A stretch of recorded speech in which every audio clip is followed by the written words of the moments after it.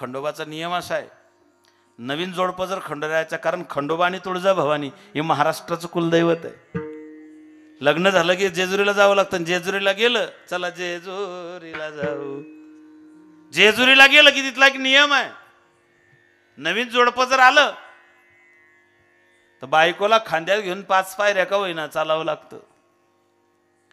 आणि एक जोडपं आलं होतं पुण्यातलं, 35-55. तो 35 किलो, ती 55 किलो. मी पाहिलं याच्याकडून हे काही बजेट बसणार नाही. तरी बाकीच्या मित्रांनी चिडवलं म्हणून त्याने कसं बस तिला खांद्यावर घेतलं, पुरा जोर लावला आणि उठणार तितक्या टर आवाज आला, जीनची पॅन्टच फाटली त्याची. 2च पावलं गेला आणि त्याने वरतून धाप दिशी खाली फेकून दिली.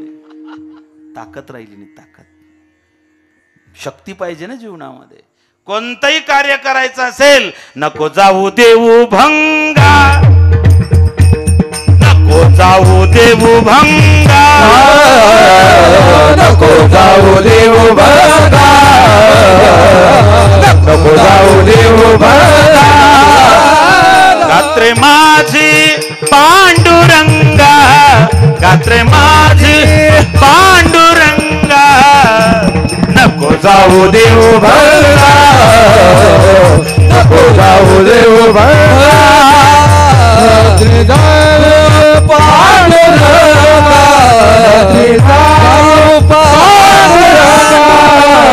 नको जाऊ देऊ भंगा, नको जाऊ देऊ भंगा.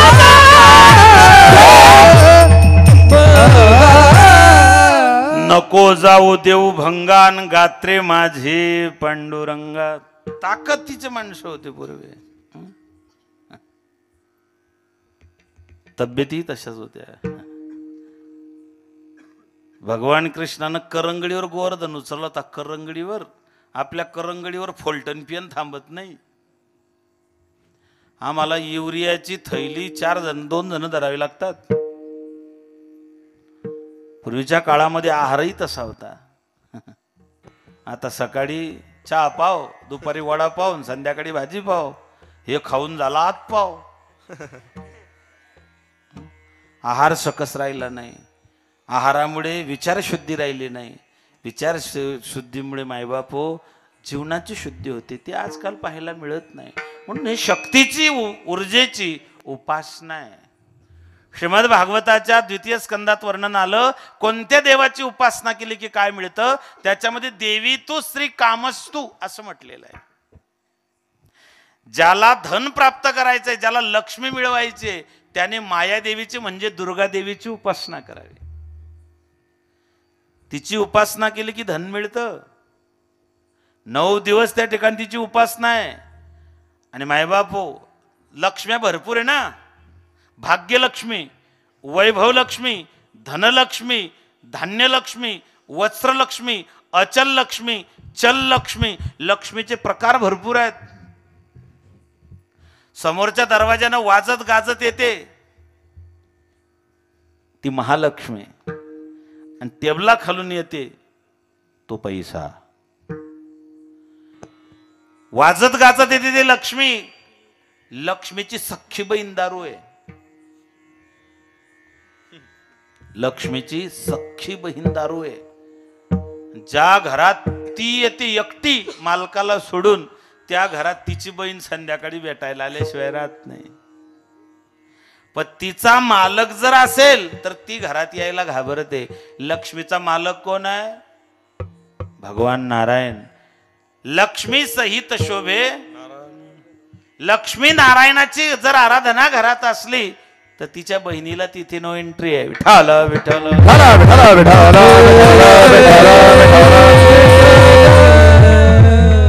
जेव्हा कोठेच नव्हते काही, चंद्र सूर्य तारा पाही, अवघे शून्य ज्योती पाही. कान्होबा तेरे तेरे. आधी ईश्वर निर्गुण होता, निराकार होता ईश्वर. सृष्टीची उत्पत्ती कशी झाली? विराट पुरुष उदयाला आला. पण तो आला कसा? त्याच्या मुखातून एक श्वास बाहेर पडला. ओम अ उ म अकार उकार मकार ब्रह्मा विष्णू महेश. उत्पत्ती स्थिती आणि लय ह्या ओंकारापासून जन्माला आलेल्या 3 देवता आहेत. ब्रह्मदेवाला कार्य दिलं उत्पत्तीचं, विष्णूला कार्य दिलं सांभाळायचं, आणि भगवान महादेवाला कार्य दिलं संहार करायचं. भगवान महादेव ही संहार करती देवता आहे. भोळं दैवत आहे ते. आपण भोळे गाव, आपण भोळे. तुमच्यापैकी असा कोण आहे कीर्तनाला येताना 200ची नोट दिसली तिला ओलांडून येऊन बसला? कैलाशीचा देव भोळा चक्रवर्ती, पार्वतीचा पती योगीराज. भगवान भोलेनाथ भोळं दैवत आहे. सध्या लोकांनी महादेवाला लय सस्त्यात घेतलेलं आहे. सोपं झालं एकदम महादेव दैवत. सब समस्याओं का हल. सत्य आहे ते, एकदम खरं आहे. मिश्राजींनी सोपं वर्मा सांगितले संती.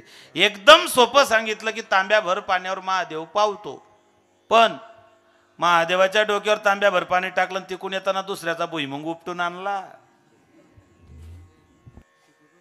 जमत नाही ते, चालत नाही ते. देवा जेने विठ्ठल मात्रा घ्यावी त्याने पथ्य सांभाळावे. आपण जर परमार्थ करत असू तर आपलं वागणं तसंच पाहिजे.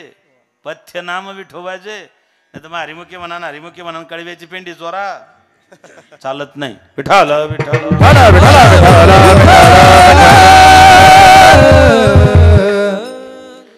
तो परमात्मा निर्गुण होता. कसा?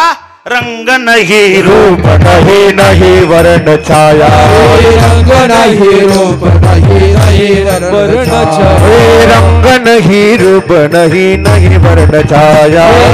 रंग नहीं रूप नहीं वर्ण छाया. निर्गुण निराकार तुझ रघुराया. निराकार तुझे निर्गुण निराकार तुझ रघुराया. निराकार तुझे मैं गुलाम मैं गुलाम तेरा. मैं गुलाम मैं गुलाम मैं गुलाम तेरा. मैं गुलाम तेरा. मैं गुलाम तेरा. गुलाम तेरा. रंग नहीं रूप नहीं नहीं वर्ण छाया. निराकार निर्गुण तू ही प्रभु राया. मैं गुलाम मैं गुलाम मैं गुलाम तेरा. सृष्टीचा संहार करता, उत्पत्ती करता, सांभाळ करता परमात्मा आहे. वृक्षाची पान तुझे सतेने वेदासी बोले. तुझी सतेने वेदासी बोले. तुझे सतेने तुझे सतेने वेदासी बोले. सुनाते ताले तुझी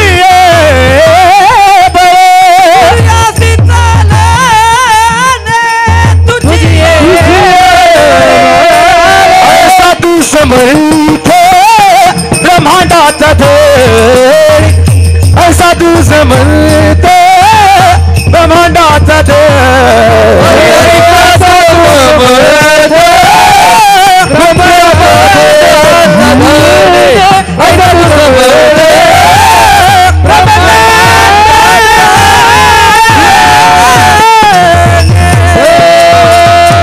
ऐसा तू समर्थ ब्रह्मांडाचा धनी हे वर्म जाणूनी.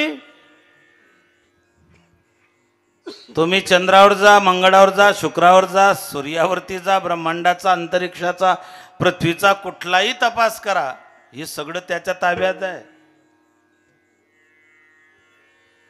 तरी लोक देव मानत नाहीत. आमच्या शास्त्रज्ञांनी आम्हाला चंद्रावरती नेऊन पोहोचवलं. आम्ही फक्त लहानपणी ऐकलं होतं, पडती झाडे पाहूया. पुढचं वाक्य गोळ होतं, मामी मोठी सुगरण. पूर्वी मामी बी सुगरण होती, आता मामी भाचा पाहून दुधात पाणी वतती. भाचा बी त्याच क्वालिटीचा आहे आता. तिकडे कोणी देत नाही म्हणून इकडेच गोंडा घोळतोय. असं झालं. काळ बदलला. तो निर्गुण आहे, तो निराकार आहे, त्याला आकाराला यावं लागतं. आला नाव रूपा तुका म्हणे झाला सोपा आणि येला रूपा बळे करा निखळ हरिदासी हे आणि येला रूपा बळे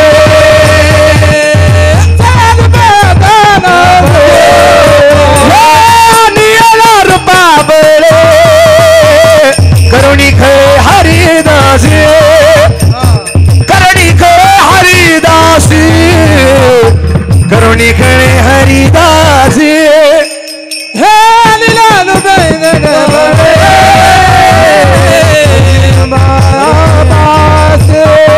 करुणी खळे हरिदासी करुणी खळे हरिदासी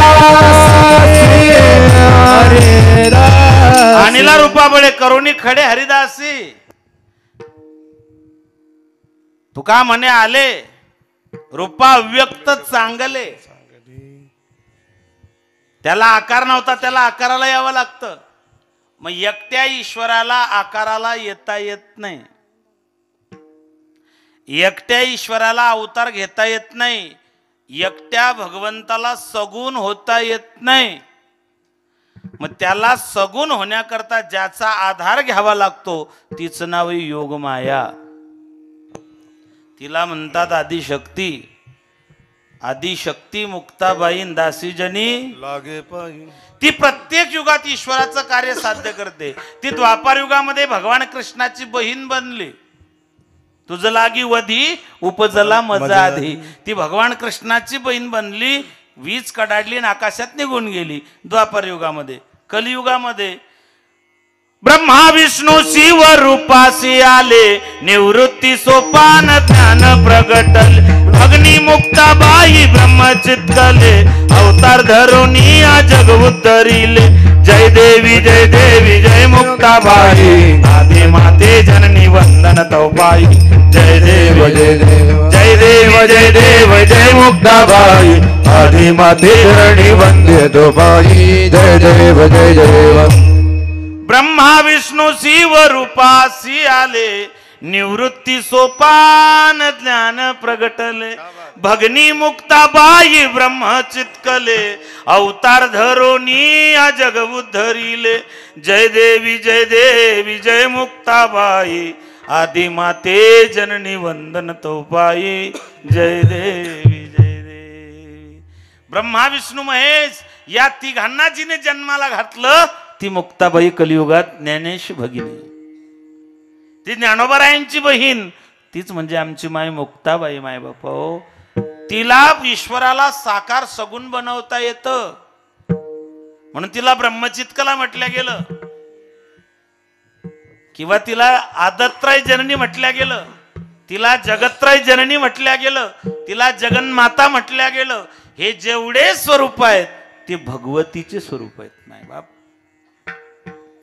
या तिघ भावंडांना त्या ठिकाणी मूर्त रूपामध्ये आणलं ते मुक्ताबाईनं कलियुगामध्ये. मग ईश्वर निर्गुण होता, त्याला सगुण व्हायचंय. तो निराकार होता, त्याला आकाराला यायचंय.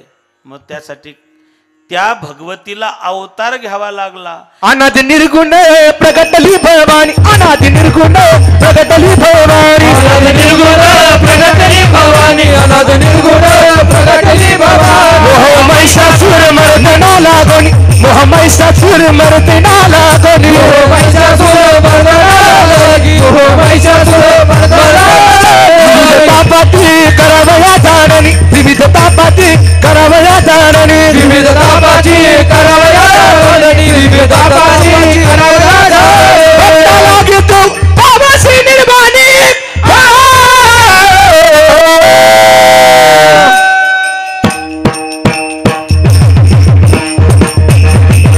आईचा जोगवा जोगवा मागे, आईचा जोगवा जोगवा मागे, आईचा जोगवा जोगवा मागे, आईचा जोगवा जोगवा मागे, आईचा जोगवा मागे, आईचा जोगवा मागे, आईचा जोगवा मागे.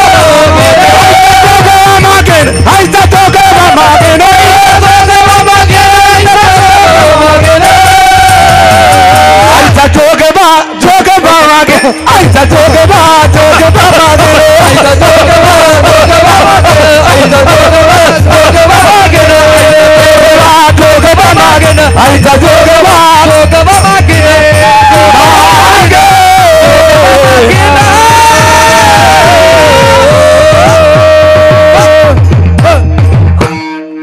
लाडाई माता की किती डीजे लावल्यावर असा आनंद आहे ना. आमच्याकडे एक गाणं ट्रेंडिंगला होतं, हाई झुमका, ती बी कुठेच लागत नाही याच्या पुढे. ही भक्तीतली नशा आहे मायबाप. ज्याला चढली ना आयुष्यभर उतरत नाही. काही मेले पण संपली नाही, काही मरायला टेकले पण ती जात नाही. तेव्हा त्या भगवतीचं मूर्त स्वरूप प्रकट झालं. अनादि निर्गुण प्रगटली भवानी. मोह महिषासुर मर्दना. महिषासुराचा जन्म म्हशीपासून झालाय. कोणापासून? म्हशीपासून. म्हशीच्या पोटी जन्माला म्हणून महिषासुर. हे जरी रूपक असलं तरी मायबाप हो, निर्बुद्ध प्राणी म्हटल्या गेलाय त्याला. निर्बुद्ध. तुम्ही लहान पिलू लहान लेकरू कोणाचं घ्या, गोड वाटतं आणि सगळ्यांचं स्वरूप बदलतं. गाईच्या पोटी जन्माला येतं त्याला काय म्हणतात? वासरू. थोडसा मोठा झाला की गोरा, थोडसा मोठा झाला की बैल, अजून थोडसा मोठा झाला की डंगरा. नाही, बदलतं की नाही? वासरू, गोरा, बैल. शेळीचं बकरीचं पिलू मोठं झालं की बोकळ, घोड्याचं शिंगरू मोठं झालं की घोडा, माणसाचं आदी अर्भक, शिशु, लेकरू, बाळ, मुलगा, कुमार, प्रौढ, तरुण, म्हातारा. सगळ्यांचे पिलं घ्या तुम्ही, सगळ्यांची अवस्था बदलते. फक्त एकच पिलू असे जगात, त्याची अवस्था कधीच बदलत नाही. म्हशीच्या पोटी जन्माला तर त्याला काय म्हणतात? याला थोडासा मोठा झाला तरी, त्याच्यापेक्षा मोठा झाला तरी, आणि मेला तरी काहीच बदल नाही. कीर्तन माहित नाही, कथा माहिती नाही, उपास माहित नाही. कोणाला? विठ्ठल.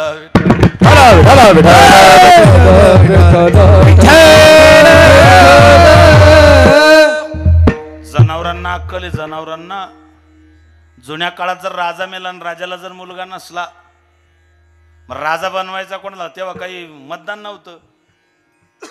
हत्तीच्या सोंड्यात फुलांचा हार द्यायचा. हत्ती ज्याच्या गळ्यात हार टाकेल तो राजा. म्हणजे हत्तीला माणसं ओळखता येतात. हत्ती हत्ती हत्ती माणसं ओळखतो. हत्ती. अजून पुढे जाऊन सांगतो, जुन्या काळात सैनिक घोड्यावरती जायचे. मग जंगलात कुठेतरी पाणी प्यायचे. एवढे मोठे सैनिक राहायचे, नदीवर, तलावावर, सरोवरात. मग बऱ्याच वेळा काय व्हायचं, शत्रू पक्षाचे लोक त्या तलावात विष टाकून द्यायचे पाण्यात, सैनिक मरून जायचे. मग पुढे कालांतराने ते सावध झाले. मग आधी सैनिक पाणी पित नव्हतं, आधी घोड्याला पाणी पाजायला लावायचे. जिथे घोडा पाणी पिला तिथेच सैनिक पाणी प्यायचं. त्याचं कारण असं आहे, घोडा कुठलंही पाणी पित नाही. घोड्याला कळतं काय प्यावं.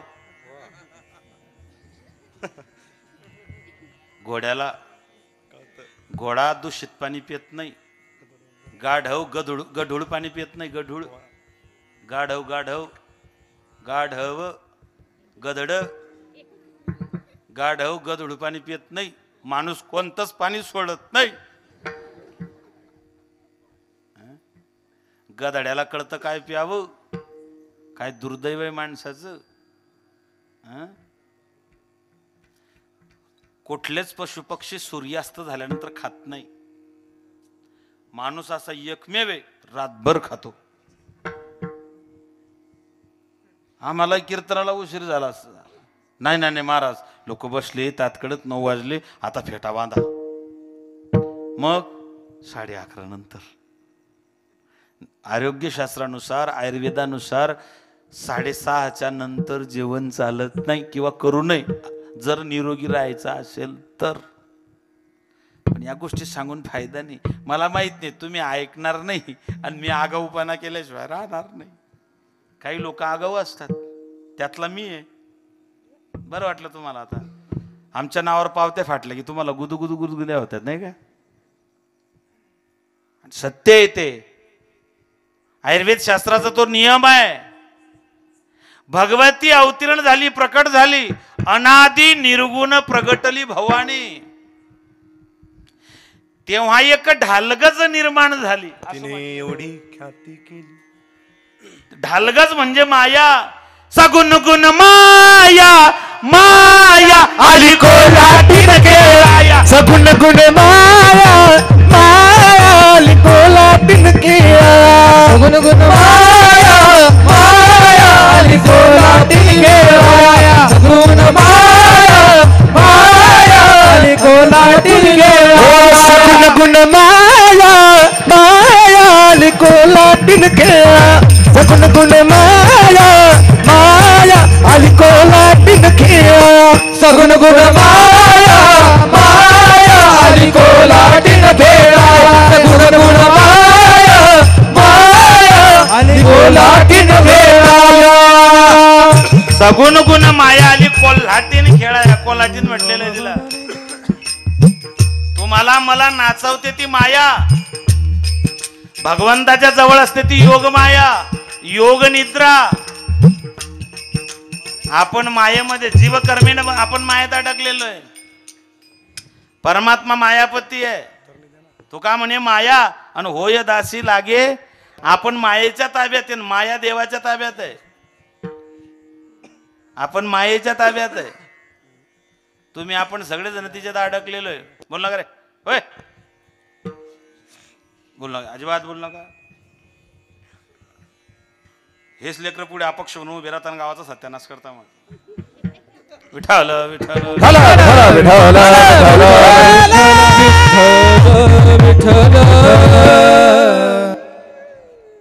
यांना हलक्यात घ्यायचं नाही कधीच,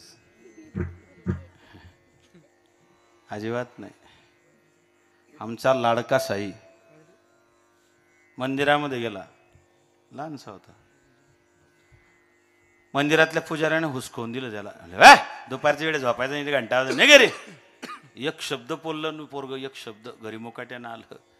2 महिन्यानं ते बाबा आमच्या घरी आले. मी घरी नव्हतो, मी मार्केटला गेलो होतो. आम्ही सगळे मार्केटला, तो घरी एकटा होता. त्याने त्याच्या डोक्यातच होतं की याने मंदिरात येऊ दिलं नव्हतं. ते आले, बसले, पाणी वगैरे घेतलं. म्हणे अरे बेटा मला बाथरूमला जायचंय रे. कुठे? याने त्यांना बाथरूम बी दाखवून दिलं. मध्ये घुसू दिलं आणि बाहेरून कडी लावून घेतली. इतकं बरं होतं की खिशात मोबाईल होता. त्यांनी तिथून मला फोन केला, महाराज